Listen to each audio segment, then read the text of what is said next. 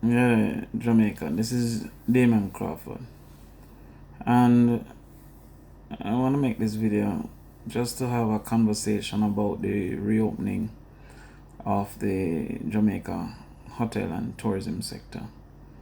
And tell you the truth, I thought twice about making this video, and for want of a better word, I was a little bit afraid because I earn a living from selling to hotels, to the tourism sector. And I definitely don't want to be perceived as an enemy of the sector.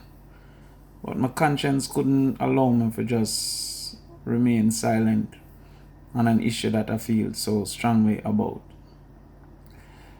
My understanding from the presentation from the Prime Minister and subsequent communication through social media and otherwise from government ministers, including the Minister of Health, is that as of the 1st of June, Jamaicans will be able to re-enter, and as of the 15th of June, foreign nationals will be able to enter. Foreign nationals, it is assumed, is entering in the context of being a tourist to Jamaica. All of that is fine until I recognize that there was, in my understanding, a different treatment of the Jamaican individual entering as versus the foreign national entering the Jamaican space. And also there has been a different response as it relates to concern from the seemingly general public who were so resistant to the Jamaicans stuck on the ship returning, expressing fear of being infected. In fact, one minister said they can't be unleashed on the people. And the visitors that are supposed to enter and quote unquote by extension be unleashed on the people. There's just a difference in how we handle and treat our Jamaican people as versus how we handle and treat foreign nationals. And that's not only this time around. How we handle and treat Jamaican investors versus how we handle and treat foreign investors. How we handle and treat Jamaican workers as how we handle and treat foreign workers. How we handle and treat Jamaican tourists as versus how we handle and treat foreign tourists. Sometimes even by our own Jamaicans, you can just see a difference in the treatment and the handling. And it has been seen again by this government when the first plane landed and foreign national was not under automatic quarantine, was allowed to go wherever she was going, and the Jamaicans were under automatic quarantine, exposed to the poor quality food, exposed to the poor quality treatment, and wasn't given the option of self-quarantine that the foreign national was given. And nobody made a big deal of it. And idea just where we are as a people and how we function. However, this particular one is of great concern to me. And I'm going to give two scenarios that just shows how stupid the idea is, if it is so, because the government has been very good in suggesting that what we understand from what they said is not what they said. So maybe in another hour or two, maybe in a day, they'll come to say that's not what they meant. But if this is what they meant, I'll give two scenarios that just show how ridiculous it is. Let us say a Jamaican that is married to a foreigner, so a Jamaican female married to a United States male. Together they return to Jamaica. If the Jamaican has mandatory quarantine, does that mean that the couple return to Jamaica, the wife is quarantined being a Jamaican, and the husband not being a Jamaican isn't? That don't make sense. Let's look at the next scenario. If a person with dual citizenship, Jamaican passport and an American passport, if this person comes to Jamaica and he gives his Jamaican passport and is told, okay, based on your reality, you have to be quarantined. If he says, hold on, wait a minute, and take back the Jamaican passport and then give his US passport, is he then not quarantined? If we assume that the safety of the nation is dependent on quarantining persons that enter, then no matter the passport that the person holds, the safety of the nation is dependent on quarantine.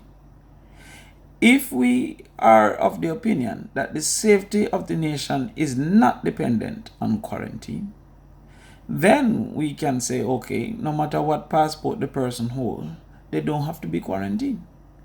I'm saying, first of all, that whatever treatment the international person entering the Jamaican space receives must be the same treatment that the Jamaican entering the space receives. Now, moving to the more substantial concern that I have. It is the exposure of the public and the exposure of the industry to the idea that the visitor coming as a tourist does not have to be tested. That have two risks, one of which we are not perceiving. If the visitor coming to Jamaica don't have to be tested, then that exposes unreasonably and unfairly the Jamaican public and the Jamaican worker. But also, if they don't have to be tested, it exposes the Jamaican industry to a person complaining or indicating that they contracted the COVID in Jamaica. The first American, Canadian, British citizen that says that they contracted COVID in Jamaica, it will be a death blow to the immediate or midterm recovery of the tourism industry. Therefore, pre-testing allows for us to disqualify an automatic assumption that Jamaica was the source of the COVID-19. Can you imagine if 9 Americans come to Jamaica and suggest that they contracted COVID in Jamaica, even if they had the COVID without symptoms? When entering up on the plane, they started to see symptoms when they landed in Jamaica. You're risking the United States blacklisting Jamaica on a lie. Not a purposeful lie, because a person who have a virus don't know exactly when they contracted the virus. But had you tested, you would have found out before boarding that this person from New York or Toronto or London had the virus, and so disqualify them from coming to Jamaica, not exposing the industry to irreparable damage if it is perceived that the person contracted the virus in Jamaica. Now, let us go even further, that if person A has the virus without symptoms from entering in the United States on the plane, and the entire plane is affected, or a large portion of the plane is affected, without knowledge of the area of infection, because we did not test, it is assumed that the hotel was the source, or our airport was the source, or our attractions was the source, or our beach was the source. How do we recover from that? So not only does pre-testing protect the society, pre-testing also protects the industry. And so I want to just make some suggestion to Mr. Holness, because I too personally need the industry to be reopened. And so if we reopen the industry without proper systems, we will be risking the country and risking the industry. I want to recommend firstly, Mr. Holness, that in opening the tourism industry, we retain a ban on Airbnb. Now, some owners of Airbnb will be saying, yo, Crawford sell out or whatever. But an Airbnb isn't as geographically concentrated as the hotels are. And so while I hear you speak to, oh, we're going to have a country bubble, which you haven't defined what country is in the bubble and what qualifies that country realistically to be a part of the bubble. We need to have a vacation bubble, that when you're here, we confine you to a particular space. So because the hotels in particular are along the shorelines, and so you have Ocho Rios, have hotels Negrils, have hotels Montego Bay, have hotels, but they're in a certain geographical space. If you allow Airbnb to be freely booked as well, you are now expanding the possible impacts into a multiplicity of spaces as versus concentrated in a geographical space. So while you'll find many hotels in New Kingston, you'll find Airbnbs all over Kingston. While you'll find many hotels along the shoreline in Ocho Rios, you'll find many Airbnbs all over St. Anne. While you'll find hotels along the strip in Montego Bay, you'll find many Airbnbs all over St. James, all over Trelawney, all over St. Mary, all over Portland, all over St. Thomas. And so for the next 3 months, I'm suggesting that Airbnbs are not a part of those that are to be open at this time. And maybe I have to give a particular care package for those who are operating Airbnb, or for those who have to do cancellations, or maybe to just direct them into long-term rental and leasing. But I believe the Airbnb gives too much geographical spread, and by extension increase the risk. I believe that hotel workers should be insured, health insurance. So therefore, the Ministry of Tourism, through the Tourism Enhancement Fund, should provide health insurance in assistance with the employers, the hotel owners, and the attraction owners, that they should, the tourism employees, attractions, etc., that they should receive an insurance, health insurance. And I'm suggesting so that this insurance cover the employee and 2 relatives, free of cost to the employee, and the employee can pay for another 2 relatives on this insurance scheme.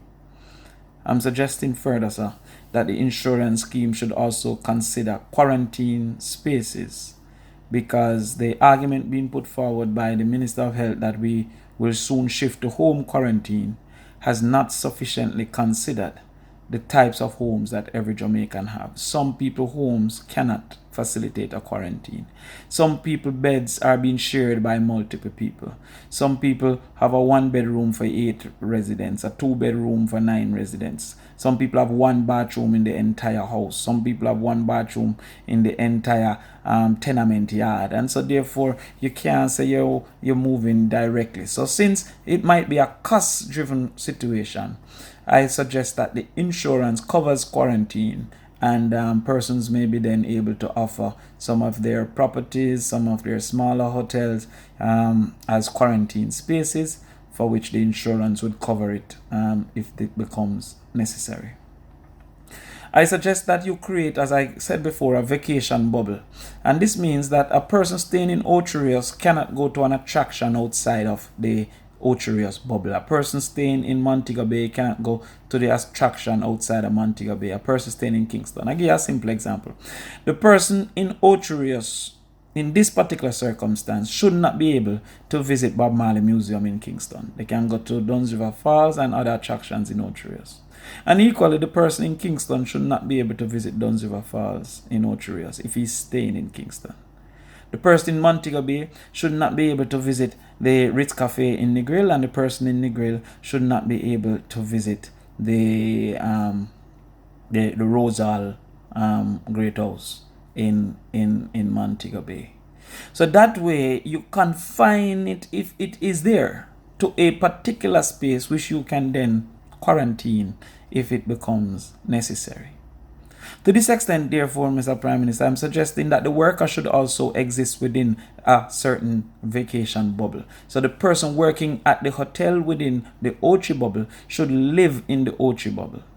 And this may be that they permanently lived there before, or that the hotel facilitate through some form of residency the person actually staying on property or something that is not in the bubble. So you then reduce the transfer from a geographic space to another geographic space.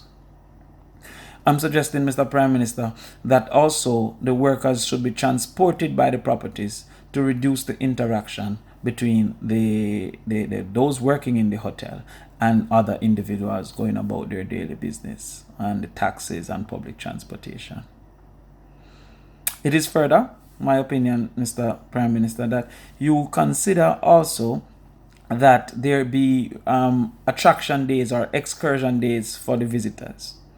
So therefore, the visitor may have 4 days for the week to do excursion, and that then allows for Jamaicans who have certain ailments or Jamaicans who just don't want to be exposed to not go in those spaces on those days. For example, the Ochi town on any given excursion day may be overrun with visitors if we believe that many visitors are going to come at this particular point in time.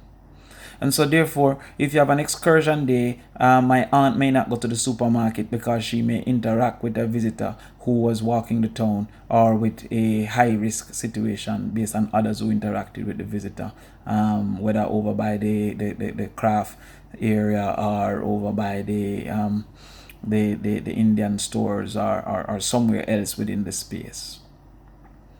I'm also saying, sir, that we look at a worker boarding system, and also that each hotel should have a quarantine block. I heard some people say that the hotel would have a quarantine room, that a room should be assigned for quarantine. Sir, you have seen from your own experience that everyone that has interface would have to be immediately quarantined. So how is it a quarantine room when if one person is proven to have the virus, then those who we interface with, workers, local workers, and foreign guests, would have to be immediately quarantined? How would that work? And is there a system for a medical evacuation, like an insurance for medical evacuation by helicopter or otherwise, and a partnership with maybe a hospital in Florida, so that we can now, for very bad cases, not take up the 2 little ventilators that we have, but to then evacuate by helicopter immediately to a hospital that we have some arrangement with, and a insurance scheme that they pay for in their booking rates. Sir, I ask you please, if you and the Minister of Security and many others in your government were so adamant that having persons come that were Jamaicans on the cruise ship was dangerous, how can we be having persons untested coming into the Jamaican space? With this, I'm asking you please just to reconsider, because you are now exposing the industry to more permanent damage, and more importantly, you are exposing our country, to our citizens, to have more impact than was necessary. We want the industry open, but the plan that you're putting forward is proving that you, sir, are the true weak fence. Thank you.